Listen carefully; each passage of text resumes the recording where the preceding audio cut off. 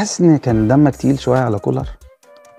خالص والله يعني مش معلش انا اسف يعني مش عايز اتكلم في الموضوع لان انا دلوقتي ما يعني انا مش يعني ده من اسباب ان انت لا انا لازم بقى امشي واشوف نادي تاني واركز واظهر امكانياتي. يعني انا جاي اتكلم معاك بصراحه صح؟ يعني انا وانا بحب الصراحه يعني انا من الشخصيات، وانت اكتر واحد عارفني انا بحب الصراحه.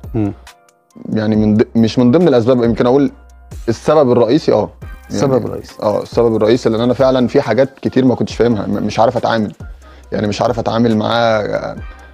اسباب كتير جدا بحاول افهمها وانا مش قادر اوصل لاجابه فيها. طب ليه ما قعدتش معاه وقربت وجهات النظر؟ قعدت ياما، قعدت مع انك ما حدش يعرف التفاصيل يا مهيب. انا عارف، ما احنا نعرف الناس عشان ما تتظلمش مش اكتر. لا انا مش عايز احمد على